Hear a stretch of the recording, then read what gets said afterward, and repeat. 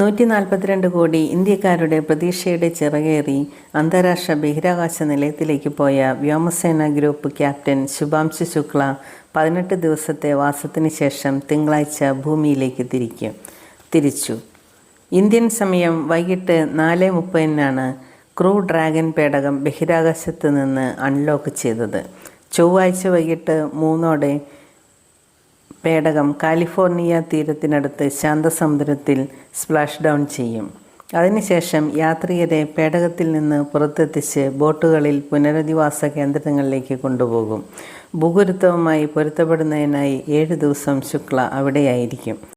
ഞായറാഴ്ച വൈകിട്ട് എക്സ്പെഡീഷൻ 73 ദൗത്യത്തിൻ്റെ ഭാഗമായി നിലയത്തിലുള്ള മറ്റ് 7 ശാസ്ത്രജ്ഞർ 4 സംഘത്തിന് ഔദ്യോഗിക യാത്രയയപ്പ് നൽകി. ആക്സിയൻ 4 ദൗത്യത്തിൻ്റെ മടക്കത്തിന് മുന്നോടിയായി 6 രാജ്യങ്ങളിൽ നിന്നുള്ള വിഭവങ്ങൾ ഉൾപ്പെടുത്തി ഇവർ നേരത്തെ സഹാംഗങ്ങൾക്ക് ഗംഭീര വിരുന്ന് നൽകിയിരുന്നു. വിരുന്നിൽ മാമ്പഴം കൊണ്ടുള്ള മറാത്തി വിഭവമായ ആംരസും ക്യാരറ്റ് ഹൽവയും ഉണ്ടായിരുന്നു. ഇന്നും ആകാശത്ത് നിന്ന് നോക്കുമ്പോൾ ഭാരതം ലോകം മുഴുവനിലും വെച്ച് ഏറ്റവും സുന്ദരമായിരിക്കുന്നു. ഇത് ഒരു ഗംഭീര യാത്രയായിരുന്നു. അത് അവസാനിക്കുകയാണ്. പക്ഷേ മനുഷ്യൻ്റെ ബഹിരാകാശ യാത്ര ഏറെ നീണ്ടതാണ്. നിങ്ങൾ നിശ്ചയിച്ചാൽ നക്ഷത്രങ്ങളിൽ പോലും എത്താനാകും. ശുഭാംശു ശുക്ല.